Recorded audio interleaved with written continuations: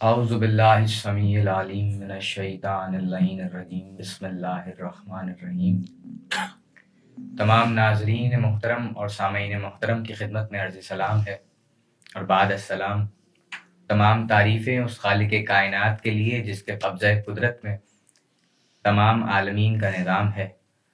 درود و سلام محمد و آل محمد کے لیے جو وجہ وجود کائنات ہے۔ سامعین محترم، ارمغان نجف کی اس خصوصی نشست رجب الاسب میں آپ کو خوش آمدید کہتے ہیں۔ اس نشست کا مقصد ماہ رجب المرجب کی فضیلت اور اہمیت کو واضح کرنا ہے۔ میں ہوں آپ کا میزبان سجاد زیدی، اور ہمارے ساتھ موجود ہیں حجت الاسلام والمسلمین مولانا عامر رضا یاسوگی صاحب۔ السلام علیکم اللہ۔ علیکم السلام کیسے ہیں ورحمۃ آپ؟ اللہ۔ ٹھیک ٹھاک ہیں؟ الحمدللہ، اللہ کا بڑا کرم احسان ہے۔ اگر بغیر کسی تمہید کے میں چاہوں گا کہ ہم اپنے سلسلے کا آغاز کریں۔ جب بھی کوئی مہینہ یا کوئی جشن یا کوئی غم، جیسے مثال کے طور پہ ماہ محرم یا جیسے ابھی رجب آ رہا ہے اور ولادتوں کا سلسلہ ہے، جشن ہے، تو جب کوئی ماہ آتا ہے تو اس کے سلسلے میں اس سے قبل یا انہی دنوں میں سوشل میڈیا پہ بہت ساری روایتیں، بہت ساری باتیں پوسٹ کی صورت میں ہم دیکھ رہے ہوتے ہیں۔ تو کیا اس پر مکمل عمل کرنے کے لیے، یعنی ہم نے کوئی پوسٹ پڑھی، ہم اس پہ عمل کرنا چاہ رہے ہیں، تو ضروری ہے کہ پہلے ہم ریسرچ کریں، تحقیق کریں کہ یہ صحیح السند ہے یا صحیح روایت ہے؟ اتنا جانچ پڑتال کرنا کیا ضروری ہے، یا پھر ایسے ہی ہم اس پر عمل کر سکتے ہیں؟ اعوذ باللہ من الشیطان الرجیم، بسم اللہ الرحمن الرحیم، الحمدللہ رب العالمین، وصلی اللہ علی محمد وآلہ الطیبین الطاہرین المعصومین، ولعنۃ الدائم علی اعدائہم اجمعین من الآن الی قیام یوم الدین۔ سب سے پہلے تو میں بھی تمام سامعین کی خدمت میں اور ناظرین کی خدمت میں سلام پیش کروں گا، اور اس پلیٹ فارم کا اور ارمغان نجف کا شکر گزار ہوں کہ انہوں نے ایک موقع دیا خدمت انجام دینے کا اور لوگوں تک ایک پیغام پہنچانے کا۔ اور جو پہلا سوال آپ نے پوچھا ہے وہ خود ایک بہت ہی اہم سوال ہے اپنے اعتبار سے، اس لیے کہ بہت سارے لوگ جو ہیں اور بہت ساری باتیں پوچھتے ہیں، بہت سارے سوالات پوچھتے ہیں اسی حوالے سے کہ جب بھی کوئی مناسبت آتی ہے، کوئی موقع آتا ہے، مثلا 9 ربیع الاول آتی ہے، مثلا 15 شعبان آتی ہے، قدیر، مباہلہ، ہمارے پاس تو ماشاءاللہ موقع بہت سارے ہیں الحمدللہ۔ تو جو موقع آتے ہیں تو مختلف پوسٹیں، حدیثوں کی شکل میں کہ جی جو مثلا فرض کریں غدیر کے دن روزہ رکھے گا اس کو اتنا اجر و ثواب ملے گا، یا جو فرض کریں 9 ربیع الاول والے دن غریبوں کو کھانا کھلائے گا اس کو اتنا اجر و ثواب ملے گا۔ تو بہت سارے لوگ سوال کرتے ہیں کہ آقا یہ اوتھینٹک ہے، آقا یہ اوتھینٹک ہے، اوتھینٹسٹی کے پیچھے جاتے ہیں بہت سارے لوگ۔ بہرحال ایک حد تک اچھی چیز ہے کہ انسان آنکھیں بند کر کے بالکل ہر چیز کو نہ لے لے، لیکن اس موقع پہ میں اپنے تمام ناظرین اور سامعین کی خدمت میں یہ بات بیان کرنا چاہوں گا، ایک سمجھیں ایک قانون، ایک قاعدہ، ایک فارمولہ، جو بھی آپ اس کو نام دینا چاہیں اس کی شکل میں، کہ جب بھی ہمارے پاس کوئی کسی بھی موقع پر ایسی کوئی روایت یا پوسٹ آتی ہے کہ جس میں روزے کا، صدقہ کرنے کا، اطعام کا، کھانا کھلانے کا، کوئی نماز آتی ہے، مثلا کہ فرض کریں کوئی شخص، جس طرح یہ لیلۃ الرغائب رجب کے جو پہلا شب جمعہ ہے اس میں ایک نماز ہے اور اس کا ایک اجر و ثواب بیان کیا کہ شاید بعد میں کچھ تذکرہ بھی آئے، تو لوگ حیران بھی ہوتے ہیں، پریشان بھی ہوتے ہیں، خود بھی پریشان ہوتے ہیں، علماء کو بھی پریشان کرتے ہیں کہ جی یہ اوتھینٹک ہے، اوتھینٹک ہے، اوتھینٹک ہے۔ تو ایک قاعدہ قانون میں آج اس پلیٹ فارم کے توسط سے تمام سامعین و ناظرین اور مومنین کی خدمت میں جہاں تک بھی آواز پہنچ سکے بیان کرنا چاہتا ہوں، کہ جس کو سید ابن طاؤس علیہ رحمہ نے، یہ کتاب ہے میرے سامنے جو اقبال الاعمال کے نام سے ہے، جس کو سید ابن طاؤس نے لکھا ہے، کہ جن کی وفات 664 ہجری ہے، تو تقریباً 800 سال، پونے 800، 850 سال پلس مائنس اوپر نیچے، اتنے پرانے یہ ایک انتہائی جید شخصیت ہیں ہماری شیعہ تاریخ کی۔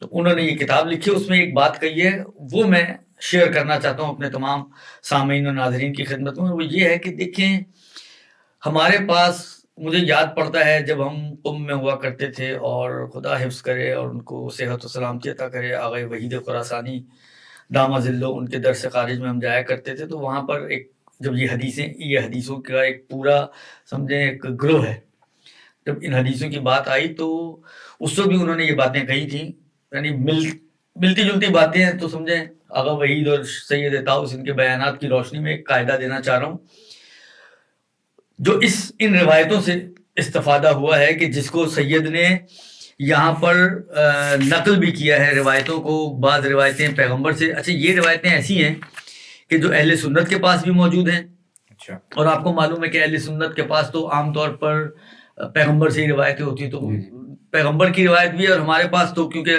پیغمبر کے بھی فرامین ہمارے پاس ائمہ ہی کے ذریعے آئے ہیں، تو عام طور پر کوئی نہ کوئی امام جو ہے پیغمبر سے پہلے ان کو پیغمبر سے نقل کرنے والا موجود ہوتے ہیں، تو یہ مختلف ائمہ سے روایتیں ہیں۔ بعض جگہ پر یہ روایت جو ہے امام صادق علیہ السلام سے پیش کی گئی ہے، بعض جگہ پہ یہی روایت، یہی سے مراد اسی مفہوم کی روایت، کیونکہ الفاظ تھوڑے بہت پلس مائنس ہے، کافی سے امام کاظم علیہ السلام سے نقل ہوئی ہے، اور بعض میں خود چھٹے امام سے بھی نقل ہوئی ہے، مختلف ائمہ سے، چھٹے امام، پانچویں امام، ساتویں امام، ظاہراً ان مختلف ائمہ سے یہ مختلف روایتیں مختلف الفاظ کے ساتھ، جن کا مفہوم یہ ہے، میں جس کو کہیں کلیکٹیولی ایک مفہوم آپ کی خدمت میں پیش کرنا چاہ رہا ہوں، روایتوں کے اندر میں نہیں جانا چاہ رہا، ٹائم شارٹ ہے، کہ مفہوم روایت چاہے پیغمبر کی ہو، چاہے امام صادق کی ہو، چاہے امام باقر کی ہو، چاہے امام کاظم کی ہو، سب کو ملا کے کلیکٹیولی اگر ہم دیکھیں تو ائمہ یا معصومین نے یوں فرمایا ہے کہ اگر تم تک کوئی روایت پہنچے ہم سے، یعنی قال رسول اللہ، قال الامام صادق، قال الامام باقر، کسی بھی معصوم سے کوئی روایت تم تک پہنچے جس میں کسی عمل پر اجر و ثواب کا تذکرہ کیا گیا ہو اور بیان کیا گیا ہو کہ یہ کام کرو گے تو اتنا اجر و ثواب ملے گا، اور اگر کوئی شخص اس اجر و ثواب کو حاصل کرنے کی خاطر اس عمل کو انجام دے تو پروردگار عالم اپنے فضل سے اس کو وہ اجر و ثواب عطا کرے گا، چاہے وہ روایت ایسی نہ بھی ہو۔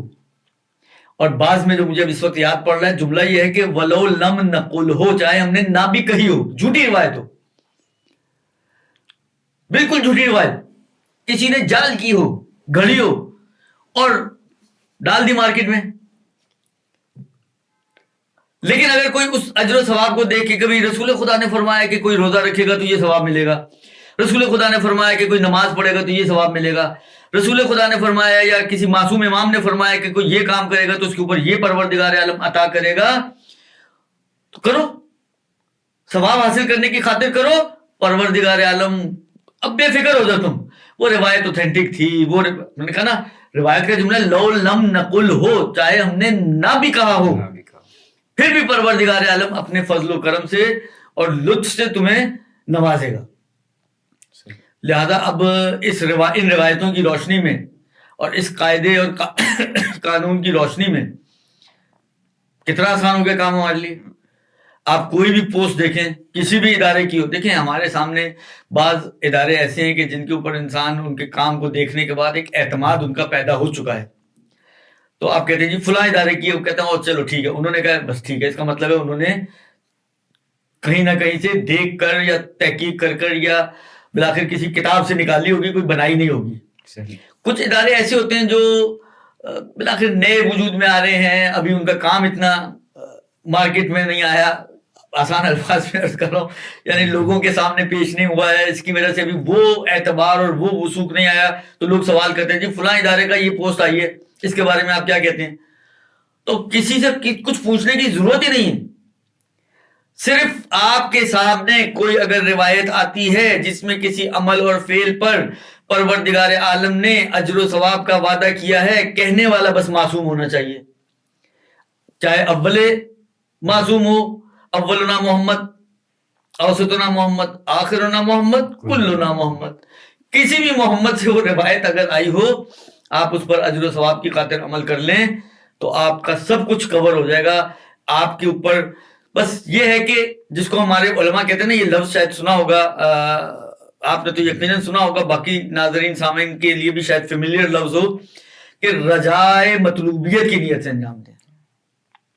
یعنی بس آپ نے نسبت نہیں دینی ہے کہ ہاں نہیں رسول خدا نے کہا ہی کہا ہے, یہ تو ہمیں نہیں معلوم, کیونکہ ہم نے روایت تو چیک نہیں کی ہے. بس آپ صرف اس امید سے کہ اگر رسول خدا نے یہ فرمایا ہے تو میں اس لیے عمل کر رہا ہوں کہ شاید رسول خدا نے یہ فرمایا ہے. یہ ایک شاید بیچ میں رہنا چاہیے تاکہ نسبت قطعی نہ بنے. اور اسی کو ہم تعبیر کرتے ہیں علمی زبان میں, فقہی زبان میں, کہ رجا کی نیت سے انجام دیں. یعنی رجا یعنی امید, کہ امید ہے کہ شاید رسول خدا نے یہ کہا ہو, اور پھر اس اگر کہا ہے تو پھر تو قطعاً ثواب ملے گا. لیکن خدا تو کہہ رہا ہے نہیں بھی کہا تب بھی میں دوں گا. تو اس لیے پھر یہ دروازہ ہمارے لیے کھل جاتا ہے ان تمام روایتوں کی نسبت. لہذا مفاتی, آپ مفاتی کو اٹھا کے دیکھیں, ہر موقع کی مناسبت سے کچھ نہ کچھ ضرور وہاں پہ موجود ہے. حتیٰ یہ جو نوروز کتنا کنٹروورشل ایشو ہے کہ آیا اس کی کوئی اسلامی حیثیت ہے نہیں ہے, پارسیوں کی عید ہے, مسلمانوں کے لیے تہوار ہے نہیں, یہ کہانی ہے اس کے اندر. اچھا روایتیں بھی مختلف ہیں, آپ مفاتی اٹھا کے دیکھ لیں, شیخ عباس قمی نے اس کے لیے بھی غسل و اعمال و نمیدن کیا کیا کچھ لکھا ہے. آپ رجا کی نیت سے کر لیں. آپ کو آپ کا جو نیت ہے نا, وہ کہتے ہیں نا نیت المومن خیر من عملی, وہ شاید یہی ہے. آپ کو آپ کی نیت پہ ثواب دے دے گا پروردگار عالم, کہ تم نے اس اجر و ثواب کی خاطر یہ سمجھتے ہوئے کہ یہ میرے نمائندوں نے یہ بات کہی ہے, تم نے اس کو عمل کیا ہے. تمہارا جذبہ اطاعت دیکھ کر ہی پروردگار عالم تمہیں اجر و ثواب دے دے گا, تمہیں پریشان ہونے کی ضرورت ہی نہیں ہے.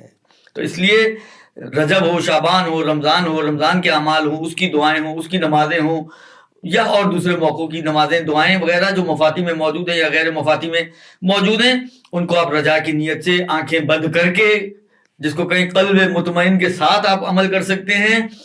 آپ کی طرف سے کسی قسم کا نہ کوئی گناہ ہے نہ کوئی اور خرابی ہے اس کے اندر, بلکہ نہ فقط یہ کہ گناہ نہیں ہے, کوئی خرابی نہیں ہے, بلکہ انشاءاللہ العزیز پروردگار عالم آپ کو اپنی تفضل سے ضرور نوازے گا. آمین.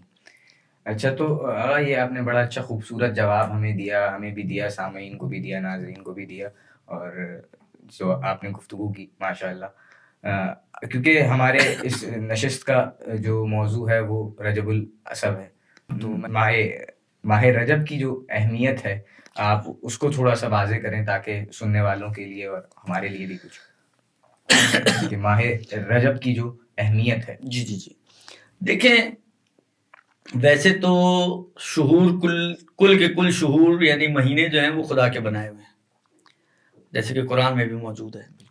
لیکن بہرحال ان سارے مہینوں میں یہ رجب, شعبان اور رمضان, یہ تین جس کو کہیں ایک خدا کی عطا, عنایت, لطف, کرم, احسان, جس سے بھی آپ تعبیر کریں, ایک خاص خدا کی عنایت ہے یہ تینوں مہینے.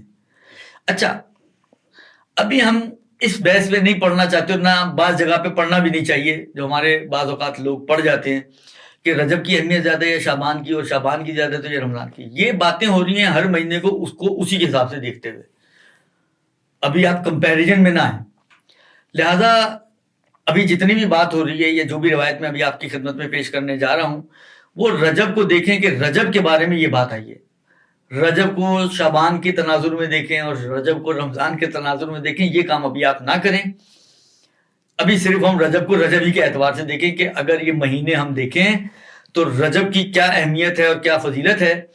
ایک روایت ہمارے سامنے آتی ہے جو رسول گرامی قدر صلی اللہ علیہ وآلہ وسلم کی طرف نسبت دی جاتی ہے کہ ماہ رجب جو ہے خدا کے نزدیک بہترین اور سب سے زیادہ بزرگی کا حامل مہینہ ہے. یعنی اہمیت کے اعتبار سے سب سے زیادہ بزرگی کا حامل اگر کوئی مہینہ ہے تو وہ رجب ہے. اور کوئی بھی مہینہ جو ہے وہ حرمت یعنی احترام اور فضیلت کے اعتبار سے اس کا ہم پلہ نہیں ہے. اور اس مہینے میں یعنی اس کی فضیلت اور اس کی اہمیت کے لیے یہ جملہ بھی آپ غور فرمائیں کہ کتنا اہم مہینہ ہے کہ جنگ جو ایک واجب فریضہ ہے کافروں کے ساتھ, پروردگار عالم نے اس مہینے میں اس جنگ کو کہ جو ایک واجب فریضہ ہے کافروں کے ساتھ اس کو بھی حرام قرار دیا. اس کا احترام اتنا زیادہ ہے کہ پروردگار عالم اس محترم مہینے میں خون خرابہ اور حتیٰ کافر کے بھی خون بہانے کو پسند نہیں کر رہا ہے, لہذا اس کو ممنوع قرار دیا گیا ہے. یہ ایک بات. اسی طریقے سے آپ فرماتے ہیں کہ رجب کا مہینہ جو ہے وہ خدا کا مہینہ ہے. رجب خدا کا مہینہ ہے, شعبان میرا یعنی پیغمبر کا مہینہ ہے, اور رمضان میری امت کا مہینہ ہے. یعنی اگر اس ترتیب کو دیکھیں ہم تو اسی سے ہی اندازہ ہو جاتا ہے. یعنی اگر جن کو, اب میں ان کے لیے بات کر رہا ہوں کہ جن کو کمپیریزن کا شوق ہے کہ رجب خدا کا مہینہ ہے, تو سب سے بڑی ذات کون سی ہے, سب سے کریم ذات کون سی ہے, سب سے اہم ذات کون سی ہے, وہ خدا کی ذات ہے. یہ خدا کا مہینہ ہے. دوسرا رسول کا مہینہ ہے. رسول خدا قطعی طور پر, یقینی طور پر, بالقطع والیقین پروردگار عالم کے بعد ان کا مرحلہ آتا ہے. اور پھر امت تو بالآخر آپ کو معلوم ہے وہ کہاں کھڑی ہوئی ہے, اور رسول خدا کہاں کھڑے ہوئے ہیں. تو اس اعتبار سے بہرحال اس نسبت کو اگر آپ دیکھیں تو اس سے بھی اندازہ ہوتا ہے کہ یہ جو جملہ کہنا کہ کوئی بھی اس کا ہم پلہ نہیں ہے, تو اس سے تو سمجھ میں آتا ہے حتی رمضان بھی ہم پلہ نہیں ہے. بے شک کہ جس کے اندر لیلۃ القدر خیر من الف شہر ایسی رات موجود ہے اس روایت کے حساب سے, کیونکہ یہ ڈائریکٹلی اس کی نسبت ہے پروردگار عالم کے ساتھ. اس اعتبار سے اس کی اہمیت بہت زیادہ ہے. یہ کچھ رجب کی اہمیت کے حوالے سے ایک دو حدیثیں, کیونکہ حدیثیں تو یہ تو پوری کتاب بھری ہوئی ہے حدیثوں سے. اگر میں حدیثیں بیان کرنے بیٹھوں تو یہ آپ کا یہ سوال نامہ یہیں رہ جائے گا اور ایک ہی موضوع پہ ساری بات چلی جائے گی. اس لیے انہیں دو حدیثوں پر اکتفا کرتے ہیں اور بات کو آگے بڑھاتے ہیں. تو اس کے بعد میں بس اچھا اگر تو یہ آپ واضح کریں کہ کیونکہ ہماری نشست کا نام بھی یہی ہے کہ ماہ رجب کو اسب کیوں کہا جاتا ہے. ہاں, رجب کو اسب کیوں کہا جاتا ہے, رجب کو اسب کیوں کہا جاتا ہے, یہ ایک اچھا سوال ہے. اور یہ روایتوں میں بالکل موجود ہے کہ رجب کو اسب سے تعبیر کیا گیا ہے. اور رسول خدا فرماتے ہیں کہ رجب کو اسب بھی کہتے ہیں. کیوں کہتے ہیں؟ اس کی وجہ یہ ہے کہ اس ماہ میں میری امت پر خدا کی رحمت بہت زیادہ برستی ہے. بس اس ماہ کو کیونکہ رحمت بہت زیادہ برستی ہے, اسی مناسبت سے اس کو جو ہے وہ اسب سے تعبیر کیا جاتا ہے. اور لہذا پیغمبر فرماتے ہیں کہ اس ماہ میں زیادہ سے زیادہ استغفر اللہ و اسألہ التوبہ, یہ ذکر زیادہ پڑھنا چاہیے, کیونکہ یہ سمجھے خدا کی خاص رحمتوں کا مہینہ ہے. اور انہی خاص رحمتوں کی وجہ سے جو پروردگار عالم کی طرف سے بندوں پہ نازل ہوتی ہیں, اس مہینے کو اسب سے تعبیر کیا گیا ہے. ابھی ہم بات کر رہے تھے اوپر کہ رجب کی اہمیت کیا ہے, تو رجب کی اہمیت تو آپ نے ہمیں بھی ہمارے ناظرین کو بھی بتائی. یہ بتائیے گا کہ ماہ رجب میں روزے رکھنے کی کیا اہمیت؟ یار یہ آپ کا سوال, یعنی اگر آپ واقعاً اس مہینے کو کھنگالیں, اس کے اعمال کو کھنگالیں, تو آپ کو ملے گا کہ اس مہینے میں دو تین چیزوں کی بہت زیادہ اہمیت ہے. یعنی اس کتاب میں ایک روایت موجود ہے, اب وہ میں ظاہری بات ہے وہ آپ کی نشست والی نہیں ہے, اس میں ہر دن کے کوئی اگر رجب کا ایک روزہ رکھتا ہے تو اس کا یہ اجر و ثواب ہے, کوئی 2 روزے رکھتا ہے تو یہ اجر و ثواب ہے, 3 4 5 6 30 روزے رکھتا ہے تو یہ اجر و ثواب ہے. یعنی واقعاً روزہ تو لگتا ہے کہ دیکھیں رمضان میں تو روزے واجب ہے, آپشن ہی نہیں نا آپ کے پاس, گنجائش نہیں کہ آپ کہیں جی میں نے نہیں رکھنا. یعنی اگر آپ یہ کہتے ہیں کہ میں نے نہیں رکھنا اور نہیں رکھنے تو آپ گنہگار ہیں, بے شک آپ مستحق عذاب اور عقاب ہیں, صحیح نا. اور بلا عذرین رکھتے ہیں تو بعض فقہ, پرانے فقہ کے مطابق آپ کے اوپر حد یعنی تعزیر بھی کی جا سکتی ہے, آپ کو سزا دی جا سکتی ہے. اتنے سخت احکام ہیں روزے کے, رمضان کے. تو ابھی تو اس کی تو ہماری بات نہیں ہے, لیکن ایسا محسوس ہوتا ہے روایتوں سے کہ اس مہینے میں یعنی ماہ مبارک رجب کا کوئی خاص ساتھ ہے اور کوئی خاص رابطہ ہے روزوں کے ساتھ, اور حد سے زیادہ اس ماہ مبارک میں روزوں کی تاکید کی گئی ہے. ایک روایت میں آپ کی خدمت میں عرض کروں کہ رجب میں اگر کوئی شخص ایک روزہ رکھتا ہے تو اس کو خدا کی ایک عظیم خوشنودی حاصل ہوتی ہے, غضب الہی سے دور ہوتا ہے، اور وہ جہنم کے دروازوں میں سے جتنے بھی دروازے ہیں 7-8 جو بھی دروازے ہیں، ایک دروازہ اس پر بند ہو جاتا ہے۔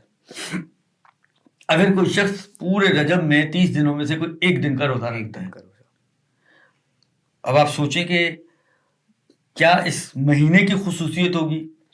یعنی ظرف ایسا ہے، جس طرح رمضان میں بھی ہم بات کرتے ہیں نا، وہ زمانہ ایسا ہے کہ وہ زمانے کے اندر اعمال آپ کے جو ہیں وہ بڑھتے چلے جاتے ہیں۔ رجب کے بارے میں بھی اس طرح کی روایتیں ہمارے پاس موجود ہیں کہ اس میں نیکی کرنے والے کے اعمال جو ہیں وہ دگنے ہو جاتے ہیں، نیکیاں ان کی دگنی ہو جاتی ہیں۔ یہ ایک روایت۔ اسی طرح دوسری روایت روزے کے حوالے سے امام کاظم علیہ السلام کی روایت ہے۔ مولا فرماتے ہیں کہ ماہ رجب میں ایک روزہ رکھنے سے جہنم کی آگ 1 سال کی مسافت تک دور ہو جاتی ہے۔ یعنی آپ یہاں کھڑے ہیں، فرض کریں 1 سال تک اگر آپ چلنا شروع کریں تو کہاں پہنچیں گے؟ حالانکہ یہ تو صرف میں سمجھانے کے لیے ایک مثال عرض کر رہا ہوں۔ اب یہ کون چلے، کس سپیڈ سے چلے، یہ تو کوئی بھی چیز یہاں پہ موجود نہیں ہے۔ اس لیے دیکھیں، گھوڑا بلاخر اسی کام کا حیوان ہے نا، اونٹ اسی کام کے لیے استعمال ہوتا ہے، خچر وچر یہ انہی چیزوں کے لیے، سواریوں کے لیے، نقل و انتقال کے لیے پرانے زمانے میں یہ سواریاں استعمال ہوتی تھیں، تو یقیناً وہ انسان سے تیز چلتی ہیں۔ ان سب سواریوں کی نسبت اگر آپ انسان کو موازنہ کریں تو شاید سب سے کمزور ہوگا، سست ہوگا مسافرت طے کرنے کے اعتبار سے۔ حالانکہ آپ انسان کو بھی لے لیں، یہ انسان اگر 1 سال تک چلنا شروع کرے، 365 دن چلتا رہے، صرف چلے بغیر کسی ریسٹ کے، تو کہاں پہنچ جائے گا؟ تو یہ تو کم سے کم والا ہو سکتا ہے روایتوں، کیونکہ بعض جگہ پہ بعض روایتوں میں بعض گھوڑوں کی مثال دی گئی ہے، تشبیہ دی گئی ہے کہ فلاں گھوڑا اگر اپنی تیز رفتار کے ساتھ دوڑے تو اس قسم کی تشبیہات بھی ہیں، لیکن ابھی ہم سب چھوڑ دیں، ہم انسان ہی پہ رہیں۔ تو یہ انسان اگر 1 سال تک 365 دن چلے تو کہاں پہنچے گا؟ ایک روزہ آپ سے اتنا دور کر دیتی ہے آتش جہنم کو۔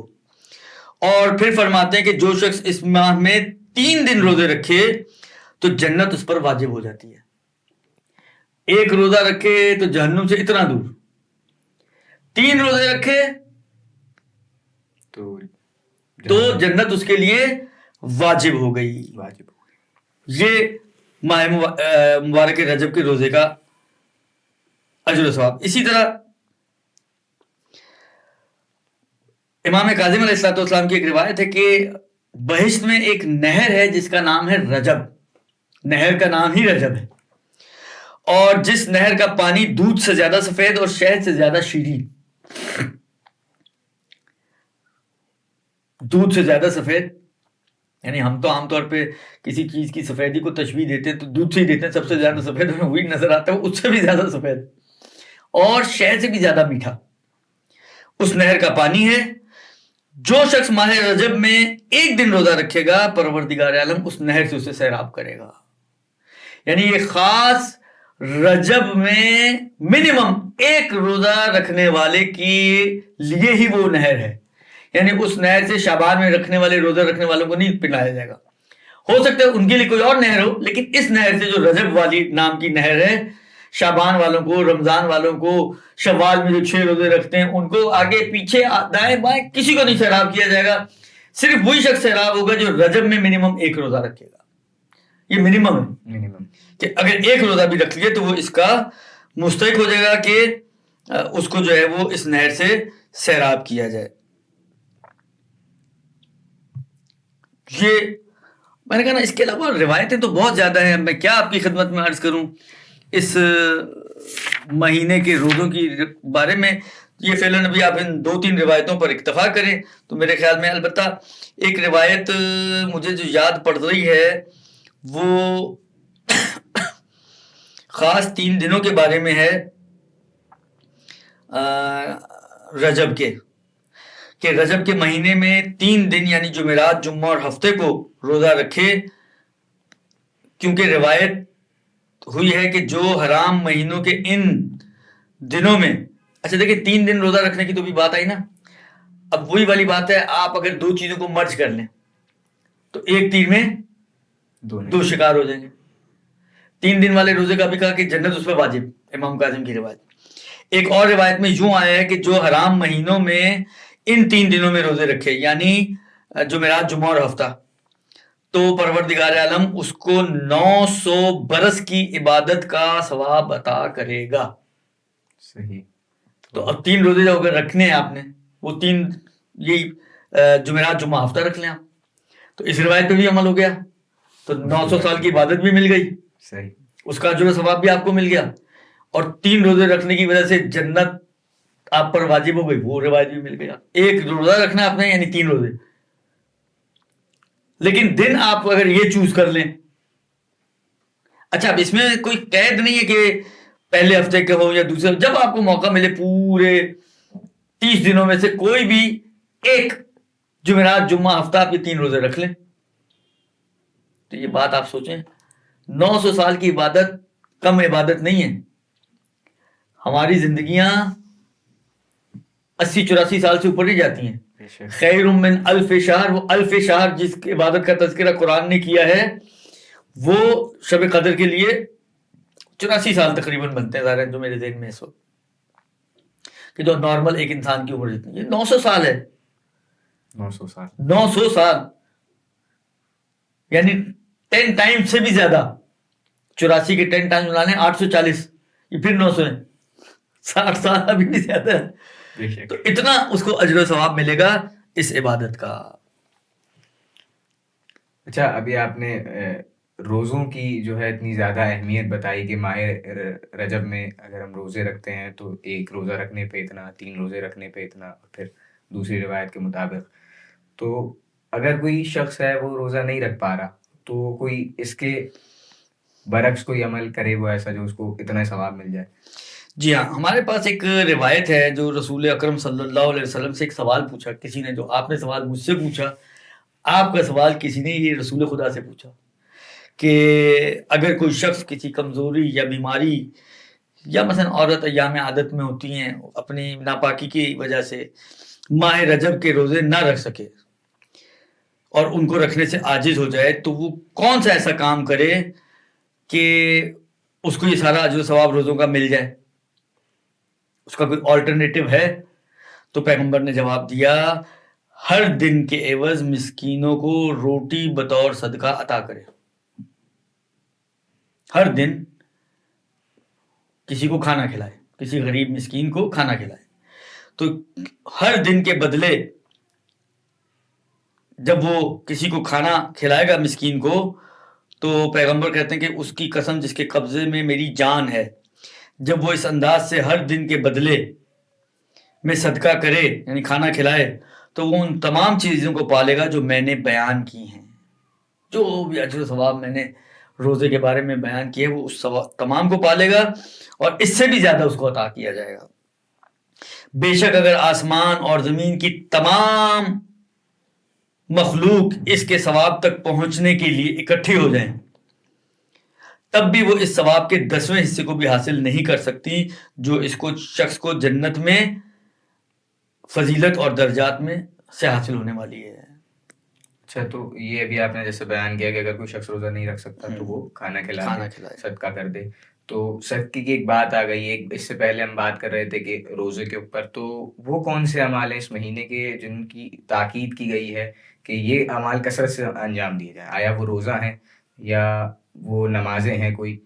تو اس پہ آپ ذرا دیکھیں میں نے آپ کی خدمت میں عرض کیا کہ روزوں کی تو بہت تاکید ہے. ابھی جو آپ کی خدمت میں نے روایت عرض کی اور 2-3 روایتیں آپ کی خدمت میں پیش کی ہیں روزوں کے حوالے سے تو روزوں کی تو بہت ہی زیادہ کیا کہتے ہیں تاکید ہے.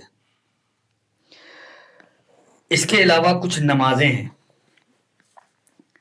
ان نمازوں کی بھی بہت زیادہ تاکید کی گئی ہیں. بہت سی نمازیں ہیں مفاتیح کھولیں آپ تو بھری ہوئی ہیں اور جو فارمولہ میں نے بیان کیا مصلی پہ لے کے بیٹھے درست. خاص طور پر شب اول. اچھا ایک بات میرے ذہن میں آئی وہ میں شیئر کرتا چلوں آپ کے ساتھ. شب اول رجب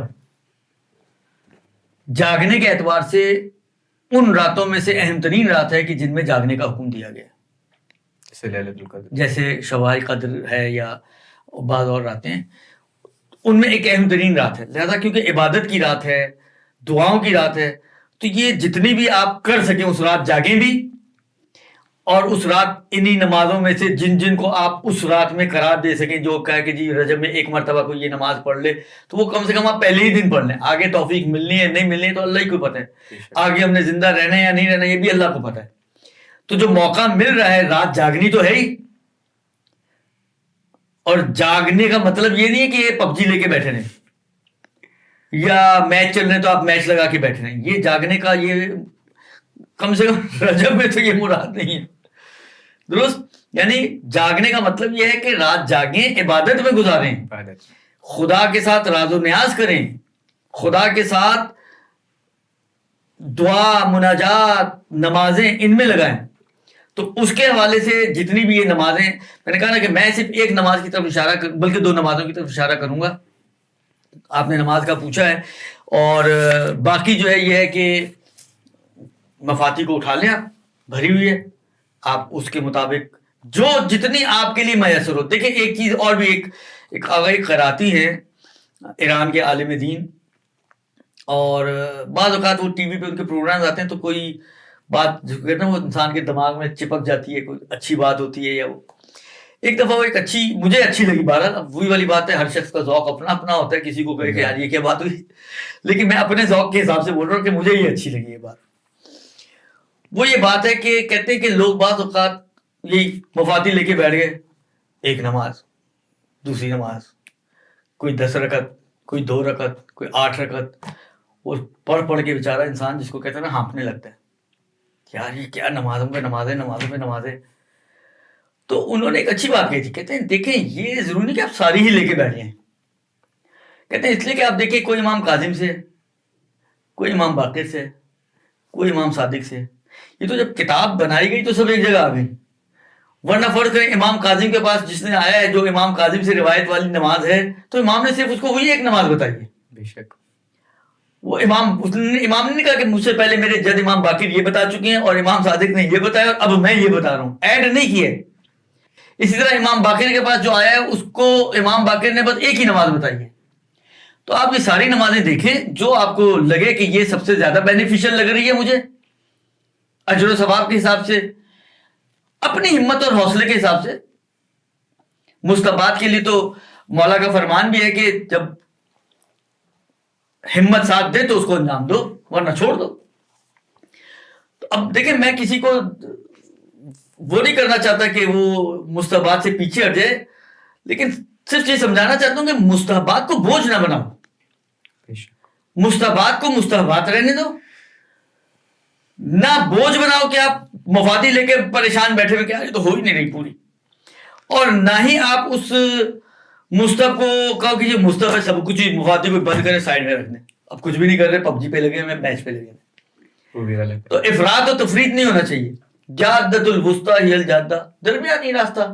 جتنی ہمت، طاقت، توفیق ہے اتنے اعمال ضرور انجام دیں. تو میں 1 یا 2 نمازوں کی طرف اشارہ کروں گا. یہ ایک نماز ہے، دیکھیں میں نے کافی ساری نمازوں پہ نشان لگائے ہوئے ہیں، لیکن یہ وہی والی بات ہے جو میں نے بھی کہا نا جو مجھے زیادہ بینیفیشل لگی، تو وہ میں آپ کے ساتھ شیئر کر رہا ہوں. کہتے ہیں کہ یہ ماہ رجب کی کسی ایک رات میں پڑھیں، لیکن جناب سید طاؤس یہ کہتے ہیں کہ میں مناسب سمجھتا ہوں کہ اس کو شب اول کے ساتھ ملائیں، یعنی شب اول میں پڑھیں. کیوں؟ وہ وجوہات جو میں نے ابھی اشارہ کی کہ زندہ رہنا ہے نہیں رہنا ہے، آگے موقع ملنا ہے نہیں ملنا ہے، کیا مصروفیات ہونی ہے، پڑھ پائیں نہیں پڑھ پائیں، تو آج تو ہم جاگ رہے ہیں اور عبادت ہی کے لیے جاگ رہے ہیں تو آج ہی پڑھ ڈالیں. اس لیے کہتے ہیں کہ میں یہاں پر اس کو ذکر کر رہا ہوں. اور وہ نماز یہ ہے کہ قالا، سلمان سے یہ نماز روایت ہوئی ہے، سلمان فارسی علیہ الرحمہ. وہ کہتے ہیں کہ قال رسول اللہ صلی اللہ علیہ وآلہ وسلم، پیغمبر فرماتے ہیں من صلی لیلۃ من لیالی رجب 10 رکعات، جو رجب کی راتوں میں سے کسی رات 10 رکعت نماز پڑھے، یقرأ فی کل رکعت فاتحۃ الکتاب، ہر رکعت میں ایک الحمد، وقل یا ایھا الکافرون مرتن، ایک مرتبہ سورہ کافرون، وقل هو اللہ احد 3 مرات، 3 مرتبہ قل هو اللہ احد، ایک الحمد ہر رکعت میں، یعنی 10 کی 10 رکعت میں ایک ایک الحمد، ایک ایک کافرون اور 3 قل هو اللہ پڑھے. یعنی یہ نمازیں 2 رکعت کر کے پڑھنی ہے، ہر 2 رکعت بعد ایک سلام ہوگا. غفر. اچھا اب یہ ہے اس کا فائدہ. یہ 10 رکعت نماز بظاہر کوئی بہت لمبی نماز نہیں ہے. بعض نمازیں بعض ہیں 2 رکعت نماز ہے لیکن 2 رکعت میں 100 مرتبہ کل ہو پڑھنا ہے, یعنی 50 پہلی رکعت میں اور 50 دوسری رکعت میں. وہ لمبی نماز ہے. وہ 100 دفعہ سن کے انسان کہتا ہے اوہ یہ تو نہیں ہو پائے گی. یا بعض اور دوسری لمبے سوروں والی نمازیں ہوتی ہیں. یہ بہت مختصر سی ہے. الحمد, کافرون, قل واللہ. منتہا قل واللہ صرف 3 مرتبہ ہے, باقی دونوں ایک مرتبہ. کہتے ہیں پیغمبر فرما رہے ہیں, کہنے والا وہی والی بات ہے, ہم نے نہیں بھی کہا ہوگا تو یہ ثواب مل جائے گا, ثواب کی خاطر کر لو. پیغمبر فرماتے ہیں کہ بھلے غفر اللہ تبارک و تعالی لہ کل ذنب عمل وسلف لہ من ذنوبہ. پروردگار عالم تمام وہ گناہ جو اس نے کیے ہوں اور جو گزشتہ زندگی میں اس نے انجام دیے ہیں ان سب کو معاف کر دے گا. وَكَتَبَ اللَّهُ تَبَارَكَ وَتَعَالَى لَهُ بِكُلِّ رَكْعَةٍ عِبَادَةً 60 سنہ. ہر رکعت کے برابر مقابل میں پروردگار عالم اس کے لیے 60 سال کی عبادت کو لکھے گا. ہر رکعت کے, ہر رکعت. تو 10 رکعت کی کتنی ہو گئی؟ 600 سال کی عبادت. 3 روزوں سے 900 سال, 10 رکعت سے 600 سال, 1500 سال کی عبادت تو آپ کی یہی ہو گئی 2 چھوٹے چھوٹے اعمال میں. یہ ثواب. وَآتَاهُ اللَّهُ تَعَالَى بِكُلِّ سُورَةٍ, اور ہر سورے کے بدلے پروردگار عالم عطا کرے گا قصراً من لؤلؤ فی الجنہ, موتیوں کا ایک محل جو جنت میں ہوگا. وَكَتَبَ اللَّهُ تَعَالَى لَهُ مِنَ الْأَجْرِ كَمَنْ صَامَ وَصَلَّى وَحَجَّ وَاعْتَمَرَ وَجَاهَدَ فِي تِلْكَ السَّنَةِ, اور پروردگار عالم اس کے لیے, اس نماز پڑھنے والے کے لیے لکھے گا اجر میں سے, یعنی اتنا اجر لکھے گا جتنا پورا سال نماز پڑھنے والا, پورا سال روزہ رکھنے والا, پورا سال حج کرنے والا, پورا سال عمرہ کرنے والا, پورا سال جہاد کرنے والا, ان 5 عبادتوں کا, ساری عبادتیں اہم ترین عبادتیں, اس کا اجر و ثواب اس کے نامہ اعمال میں لکھا جائے گا. وَكَتَبَ اللَّهُ تَعَالَى لَهُ إِلَى السَّنَةِ الْقَابِلَةِ فِي كُلِّ يَوْمٍ حَجَّةً وَعُمْرَةً, اگلے سال تک پروردگار عالم اس کے لیے ہر دن میں ایک حج اور ایک عمرہ کا اجر و ثواب لکھے گا. وَلَا يَخْرُجُ مِنْ صَلَاتِهِ, یہ نماز سے باہر نہیں نکلے گا حتیٰ اس وقت تک کہ یغفر اللہ لہ, جب تک کہ خدا اس کو, یعنی جیسے یہ نماز سے باہر آئے گا 10 رکعتیں اس کی پوری ہوں گی, نماز ختم ہوگی, وہ نماز سے باہر آیا یہاں تک کہ پروردگار عالم نے اس کے گناہوں کو معاف کر دیا. فَإِذَا فَرَغَ مِنْ صَلَاتِهِ, جب یہ اپنی نماز سے فارغ ہو جاتا ہے, نَادَاهُ مَلَكٌ مِنْ تَحْتِ الْعَرْشِ, عرش کے نیچے موجود ایک فرشتہ اس کو آواز دیتا ہے, استانف العمل یا ولی اللہ, اے ولی خدا. مقام دیکھیں اس شخص کا, اے ولی خدا, اے خدا کے دوست. حالانکہ ولی کو دوست کے معنوں میں بھی لے لیں, اے خدا کے دوست, اپنے اعمال کو نئے سرے سے شروع کرو. فقط اعتقک اللہ تعالی من النار, خدا نے تجھے آتش جہنم سے آزاد کر دیا. وکتبہ اللہ تعالی من المصلین تلک السنہ, اور اس سال میں یہ نماز گزاروں میں پروردگار عالم اس کو شمار کرے گا. کتنی دیکھیں اس کی اہمیت ہے. اگر آپ کے ذہن میں ہو, جب روز عاشور ظہر کا وقت آیا تھا تو, اور ابو ثمامہ سیداوی آگے بڑھے تھے کہ اے فرزند رسول ظہر کا وقت ہو گیا ہے.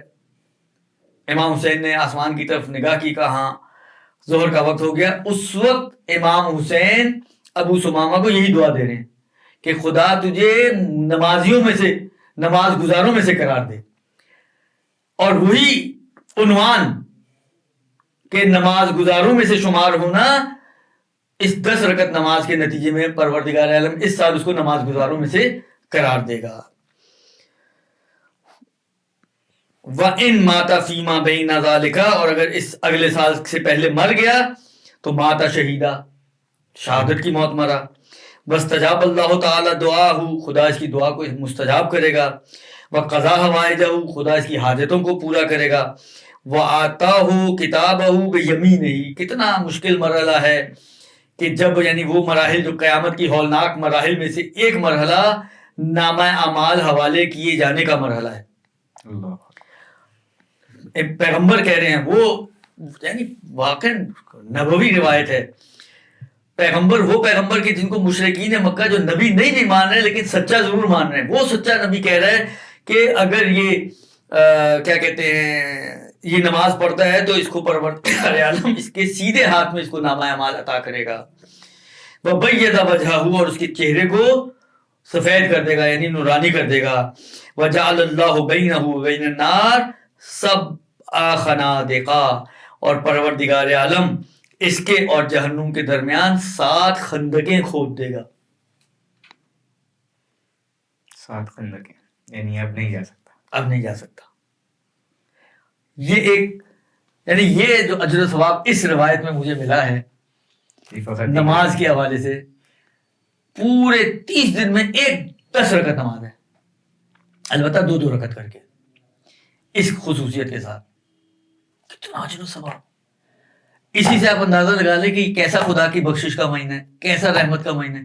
رحمت کتنی خدا کی پھیلی ہوئی ہے، عطا کتنی ہے پروردگار عالم کی اس مہینے میں. بے شک. یعنی اگرچہ وہ روایت تو رمضان کے بارے میں ہے کہ رمضان گزر جائے اور کوئی شخص مغفرت نہ کروا سکے تو وہ محروم ہے، اس شخص کو بد نصیب سے تعبیر کیا گیا، شقی سے تعبیر کیا گیا. یہ بھی ایسے لگتا ہے، یہ بھی ایسے ہی لگتا ہے. آپ دیکھیں خدا جس کو کہ نا بہانے ڈھونڈ رہے ہیں آپ کی توبہ کے لیے، آپ کی بخشش کے لیے، آپ کی مغفرت کے لیے. آپ کے چھوٹے چھوٹے اعمال ہیں جو آپ کو اس بخشش اور مغفرت کی طرف لے کے جا رہے ہیں. یہ اب آپ سوچیں کہ کیسا مہینہ ہوگا. یہ نمازوں کے حوالے سے میں نے کہا نا، ایک دوسری جو میں آپ کی خدمت میں عرض کرنا چاہ رہا ہوں وہی لیلۃ الرغائب کی. اگرچہ ہمارے بعض دوستان نے، اور حق بھی ہے بالآخر، دیکھیں علماء ہیں، عام علماء میں سے نہیں ہیں، پڑھے لکھے علماء میں سے ہیں، اور بات ان کی اپنی جگہ پر صحیح ہے. لیکن یہ سید طاؤس نے بھی اس کتاب میں جو اقبال ہے نقل کی ہے، اور ان کا جملہ یہ ہے کہ یہ ہم نے اپنے بعض اصحاب کی کتابوں میں دیکھا ہے، یعنی شیعہ علماء کی کتابوں سے ہم نے نقل کر رہے ہیں. اور مفاتی میں بھی اپنا محدث نے نقل کی ہے. کیونکہ اس پر ایک اعتراض جو بعض دوستان کرتے ہیں وہ یہ کرتے ہیں کہ یہ سنی مدارک سے آئی نماز، شیعہ مدارک میں نہیں ہے. یعنی جن شیعوں نے نقل بھی کیا ہے تو سنی مدارک سے نقل کیا ہے. لیکن میں نے عرض کیا سید ابن طاؤس کہتے ہیں کہ میں نے اس کو اپنے بعض کیا کہتے ہیں اصحاب سے نقل کر رہا ہوں. یہ بعض اصحاب سے نقل کرنے کا مطلب یہ ہے کہ شیعہ علماء سے نقل کر رہے ہیں. تو شیعہ علماء سے نقل کرنے کا مطلب یہ ہے کہ اس کا مطلب یہ ہے کہ ہمارے مدارک میں بھی موجود ہے. ہو سکتا ہے کسی وجہ سے یہ ہماری مدر بکس میں نہ آ سکی ہو. حالانکہ تھوڑی دیر کے ہم فرض کر لیتے ہیں ہے ہی نہیں ہماری کتابوں میں، لیکن وہ جو شروع کا فارمولہ بیان کیا ہے وہ کہاں گیا؟ صحیح بات. وہ تو اپنی جگہ پر ہے نا، کہ اگر تمہارے پاس کوئی عمل پہنچے ہمارے سے جس پر اجر و ثواب کا وعدہ کیا گیا ہو، تم اگر اسی اجر و ثواب کی خاطر اس عمل کو انجام دو گے تو پروردگار عالم اپنے فضل سے وہ اجر دے گا، وَلَوْ لَمْ نَقُولُ، چاہے ہم نے نہ بھی کہی ہو. اس سے بڑھ کر اور کیا چاہیے ہمیں؟ لہذا چاہے یہ ہماری کتابوں میں ہو یا نہ ہو، اگرچہ میں نے کہا نا کہ 2 اہم کتابوں میں مفاتی شاید قرآن کے بعد ہمارے گھروں میں اتنی نہج البلاغہ کثرت سے نہیں ملے گی جس کثرت سے مفاتی ملے گی. آپ کو نہج البلاغہ کا بھی لوگوں کو یار سمجھ میں نہیں آتی ہے. خاص طور پر شروع کے جو خطبے ہیں وہ بھی خدا کی خالقیت اور خدا کی وجود اور اس سے مربوط ہیں، تھوڑے عقائد کے ہیں تو تھوڑے ہیوی ہیں، لوگوں کی سمجھ میں نہیں آتے. اسی لیے بعض علماء کہتے ہیں کہ اگر آپ کو نہج البلاغہ پڑھنے کا شوق ہے تو شروع سے نہ پڑھیں، اس کو آخر سے پڑھنا شروع کریں. کلمات کے ساتھ سے شروع کریں تاکہ وہ پہلے تھوڑے سے آپ اس کے یوز ٹو ہو جائیں، عادی ہو جائیں، اور اس کے بعد پھر آپ آگے بڑھیں.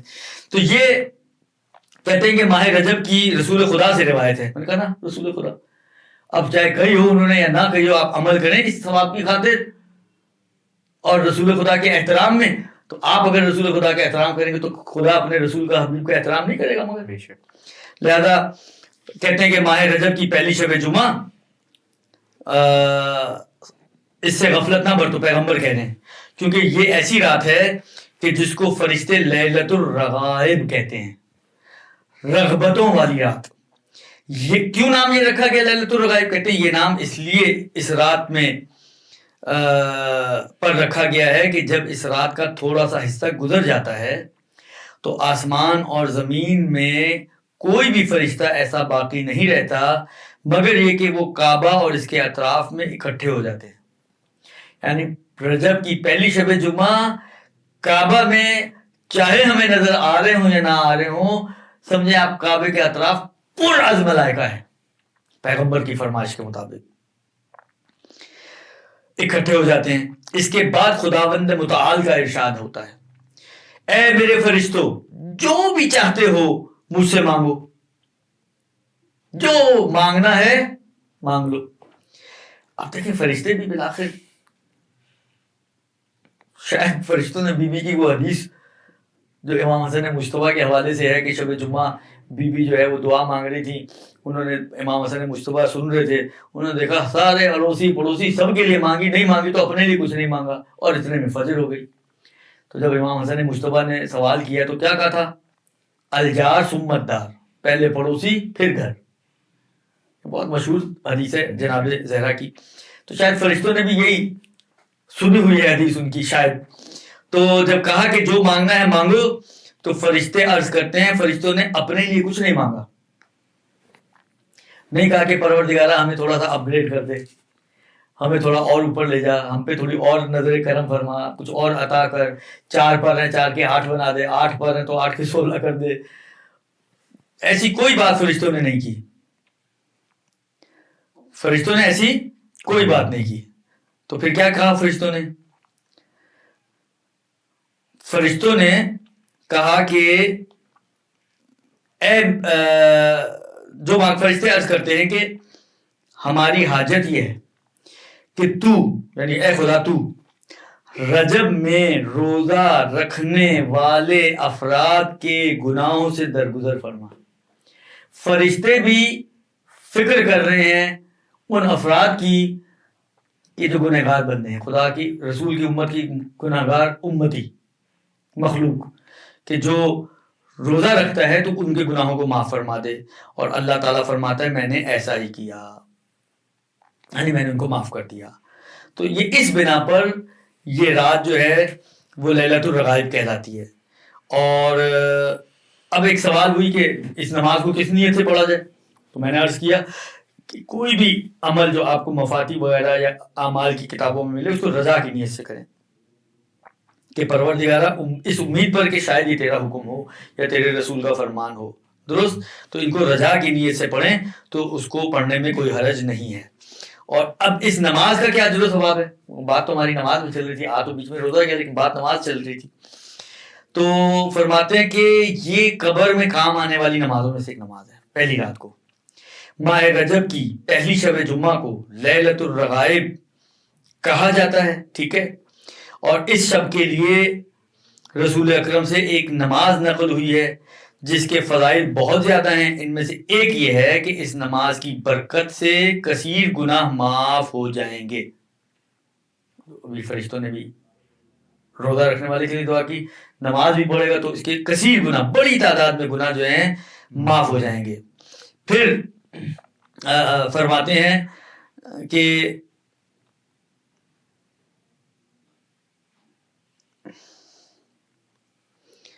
اس کی کثیر گناہ معاف ہو جائیں گے۔ اور قبر کی پہلی رات یہ نماز خدا کے حکم سے خوبصورت بدن، خندہ چہرہ یعنی مسکراتا ہوا چہرہ اور صاف و شیرین زبان سے آ کر کہے گی، اے میرے حبیب، اے میرے دوست، تیرے لیے خوشخبری ہے کہ تو نے ہر تنگی اور سختی سے نجات پا لی۔ دیکھیں یہ مرحلے، قبر کے مرحلے، خاص طور پہ پہلی رات، اس کی وحشت، اس کی سختی، فشار قبر، یہ آسان مرحلے نہیں ہیں۔ ہم لوگوں نے تو بڑا ہلکا لیا ہے نا، ہم کہتے ہیں یار علی علی کرتے ہوئے گزر جائیں گے، تو یقیناً علی ہی نے وہاں کام آنا ہے۔ ہمارے آپ کے خیال میں یہ میری نماز ٹوٹی پھوٹی نماز جس میں میں نے سارے دن کا حساب کتاب کرنا ہوگا، اس نماز نے مجھے بچانا ہے؟ خدا کا، میں نے کہا نا، خدا کا فضل ہے، وہ دے دے گا، کام علی علی نہیں آنے۔ لیکن بالآخر وہ علی علی کے روایتوں میں ہے، میں اپنے پاس سے تو نہیں کہہ رہا، ظاہر ہے جو مجھے یاد پڑتا ہے امام رضا علیہ السلام کی روایت ہے کہ ہمارے بھروسے پہ عبادتوں کو نہ ترک کر دینا، یعنی ہم تو ہیں ہی ہیں لیکن عبادت بھی کرو، ہمارے بغیر تو کچھ ملنا ہی نہیں ہے تمہیں، ہماری وجہ سے ملے گا لیکن کچھ کرو گے تو ملے گا نا، تو عبادتیں بھی انجام دو۔ لہذا کہتے ہیں کہ وہ آ کے کہے گا کہ تو نے ہر طرح کی تنگی اور سختی سے نجات پا لی۔ وہ شخص حیران ہو کے پوچھے گا تو ہے کون؟ میں نے تو تجھ جیسا خوبصورت شیریں زبان اور خوش کلام کوئی دیکھا نہیں آج تک. تو وہ جواب دے گی کہ میں تیری وہ نماز ہوں کہ اور اس کا ثواب ہوں جو تو نے فلاں رات یعنی شب جمعہ، پہلی شب جمعہ، فلاں ماہ یعنی رجب اور فلاں سال میں پڑھی تھی. اچھا، اس سے مجھے اندازہ ہو رہا ہے، ایک بات اور نکتہ عرض کرتا چلوں جو میری سمجھ میں آ رہی ہے اس روایت سے ناظرین اور سامعین کی استفادے کے لیے. بعض اوقات انسان کے ذہن میں آتا ہے کہ شاید یہ جب تک زندہ اس وقت تک یہ پڑھتے رہیں گے تو یہ ملے گا. ظاہر ایسا نہیں ہے. یعنی ظاہر جو روایت سے سمجھ میں آتا ہے اور اس کا یہ جملہ جو یہ بتا رہا ہے کہ فلاں، ورنہ کہنا اس کو کہنا چاہیے تھا پھر اس نماز کو کہ جو تو ہر سال پڑھتا تھا میں وہ نماز ہوں. تو ہر فلاں سال یعنی ایک سال کسی میں پڑھی ہے تو نے. تو اس سے سمجھ میں آتا ہے کہ اگر پوری زندگی میں کسی ایک سال بھی اس نے یہ عمل کر لیا تو یہ ثواب اس کو ملنا چاہیے. بے شک یہ ثواب اس کو ملنا چاہیے. یہ نماز اس شکل میں اس خوبصورتی کے ساتھ اس کے پاس آئے گی، اس کو خوشخبری سنائے گی، ساری سختیاں، ساری مشکلیں، ساری پریشانیاں سمجھ لے تیری ہو گئی دور. تو اس سے میں تو یہ سمجھتا ہوں. لہذا وہ کہے گی کہ میں فلاں رات، فلاں مہینہ اور فلاں سال جو تو نے مجھے پڑھا تھا میں تیری وہ نماز ہوں. پھر آج میں تیرے حق کی ادائیگی کے لیے حاضر ہوں اور اس وحشت و تنہائی میں تیری ہمدم اور غمخوار ہوں. کل روز قیامت جب سور پھونکا جائے گا تو اس وقت میں تیرے سر پر یہ سایہ کروں گی. بس خوش و خرم رہ کہ خیر و نیکی کبھی تجھ سے دور نہیں ہوگی. جس کی پہلی رات ایسی ہو مہینہ کیسا ہوگا سوچ لیں آپ، اس کی باقی برزخی زندگی کیسی ہوگی. جس کو نماز ہی آ کے خوشخبری سنا رہی ہے کہ خوش و خرم رہ، خیر و نیکی تجھ سے دور نہیں ہوگی. ایسا نہیں کہ ادھر نماز گئی ادھر سانپ اور بچھو اور یہ نہیں، یہ ختم کہانی، چیپٹر کلوز. میں اس سے یہ سمجھتا ہوں اس روایت سے. اب بات آئی ہے، اگر آپ کی اجازت ہو تو میں ایک مختصر طور پر اس کا نماز کا طریقہ عرض کر دوں. یہ بھی 12 رکعت نماز ہے، 2 رکعت کر کے پڑھنی ہے. ہر 2 رکعت بعد ایک سلام. ہر رکعت میں 1 مرتبہ سورہ الحمد، 3 مرتبہ سورہ قدر اور 12 مرتبہ سورہ توحید پڑھنی ہے.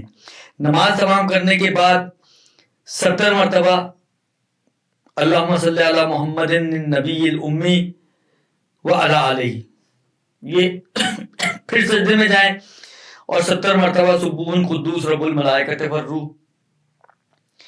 پھر سیدھا بیٹھیں اور 70 مرتبہ یہ ایک جملہ ہے، یہ سارا مفاتی میں موجود ہے، رب غفر ورحم وتجاوز اما تعلم انک انت العلی العظیم. اور پھر سجدے میں جائیں اور 70 مرتبہ سبوح قدوس رب الملائکۃ والروح اس ذکر کو انجام دیں. یہ مختصر سا طریقہ ہے ان 12 رکعت کا. پہلی شب جمعہ مغرب اور عشاء کے درمیان، اور اس دن روزہ رکھنا ہے، یہ اس کے لیے بیان کیا جاتا ہے. یعنی جمعرات کو روزہ رکھیں، آپ افطار کریں، مغرب پڑھیں، مغرب کے بعد پھر یہ نماز پڑھیں اور اس کے بعد پھر عشاء کی نماز کو انجام دیں. تو پھر آپ مطمئن ہو جائیں اپنی قبر کی پہلی رات سے.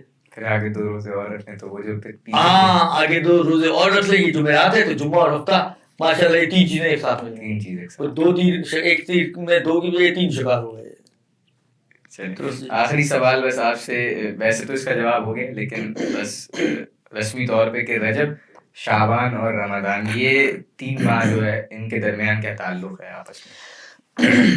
عرض کیا کہ وہ روایت جو میں نے آپ کی خدمت میں پڑھی، کیونکہ آپ نے کا سوال ہو گیا تو جواب بھی یقیناً ہو گیا. میں اسی جواب کو آپ سے ریپیٹ کرتا ہوں. جواب آپ نے دے دیا تھا. روایت کے مطابق رجب شہری میرا مہینہ ہے، خدا کہتا ہے، اور رمضان شعبان پیغمبر کا مہینہ ہے، اور رمضان جو ہے وہ امت کا مہینہ ہے. تینوں اہمیت کے اعتبار سے ایک سے بڑھ کر ایک ہے.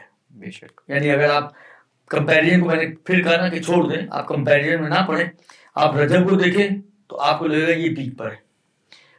آپ اس کے بعد شعبان کے دیکھیں تو آپ کو لگے گا یہ پیک پر ہے، اور اس کے بعد آپ رمضان کو دیکھیں تو آپ کو لگے گا یہ پیک پر ہے. وہ کیا ہے؟ تینوں کے بارے میں روایتیں ایسی ہیں. لہذا تینوں ایک بڑی اچھی تشبیہ دی ہے بعض عرفا نے. ہاں بعض عرفا نے. اب یہ عرفا کون ہوتے ہیں نہیں ہوتے ہیں، کیا ہوتے ہیں، بالآخر جو ایک اصطلاح رائج ہے میں اس کے حساب سے عرض کر رہا ہوں. کہتے ہیں کہ دیکھیں جب آپ کوئی گھر خریدتے ہیں تو پہلے مرحلے میں کیا کرتے ہیں؟ اس کی صفائی ستھرائی کرتے ہیں. بے شک. دوسرے مرحلے میں کیا کرتے ہیں؟ اس کی تزئین کرتے ہیں. تیسرے مرحلے میں کیا کرتے ہیں؟ رہائش اختیار کرتے ہیں. کہتے ہیں رجب شعبان رمضان یہ ان کی نسبت ایسی ہی ہے. رجب نفس کی صفائی کا مہینہ، شعبان نفس کی تزئین کا مہینہ، اور رمضان اس سے فائدہ اٹھانے کا مہینہ. یہ ایک تشبیہ دی ہے بعض عرفا نے، اور ان کا آپس کا انٹر لنک سمجھانے کی کوشش کی ہے کہ یہ آپس میں کس طریقے سے ایک دوسرے سے ملے ہوئے ہیں. کہ پہلے انسان ہمیشہ صفائی ستھرائی کرتا ہے، چاہتے ہی نہیں رہنا شروع کر دیتا. صفائی ستھرائی کرنے کے بعد ابھی نہ کوئی بیٹھنے کی جگہ، نہ کوئی سونے کا بستر، نہ کوئی کھانے کی ٹیبل، نہ کوئی چولہا، نہ کوئی کچھ نہیں آپ کے پاس. تو پھر آپ اس کو پھر مزین کرتے ہیں پہلے. اسی طرح پہلے نفس کو گناہوں سے پاکیزہ کریں رجب میں. لہذا آپ سے روزے رکھوائے جا رہے ہیں دبا کے، کیونکہ روزہ لعلکم تتقون، یہ انسان کو تقوی تک لے کے جاتا ہے. تو پہلا مرحلہ رجب کا مرحلہ سمجھے یہ آپ کے نفس کی دھلائی کا، صفائی کا مہینہ ہے. شعبان میں اس کو زینت دیں اعمال کے ذریعے سے، اور رمضان میں اس کا فائدہ اٹھائیں. ہر چیز کا فائدہ دگنا دگنا تگنا تگنا. ایک آیت پڑھیں تو پورے قرآن کا ثواب. یہ ان کے آپس کا رابطہ ہے. تو اسی کے ساتھ جد الاسلام والمسلمین مولانا عامر رضا یاسوری صاحب ہمارے ساتھ موجود تھے، اور بہت خوبصورت گفتگو. قبلہ کے بہت زیادہ ممنون و مشکور ہیں کہ انہوں نے اپنے قیمتی وقت میں سے ہمارے لیے وقت نکالا. اس دعا کے ساتھ کہ پروردگار عالم سے یہ دعا کرتے ہیں کہ جو ہم نے نشست رکھی اور جو کچھ علامہ صاحب نے آپ تک پہنچایا، ہم تک پہنچایا، اس پر خلوص نیت سے عمل کریں گے، اور جتنے زیادہ نیکیوں سے فائدہ اٹھا سکتے ہیں، جتنا زیادہ ثواب کما سکتے ہیں اتنا زیادہ ثواب کمائیں گے. اور اسی کے ساتھ میں تمام ناظرین سے اجازت چاہوں گا، اور پھر کسی نشست میں انشاءاللہ تعالی ملاقات اس امید کے ساتھ. وصلی اللہ علی رسول کریم.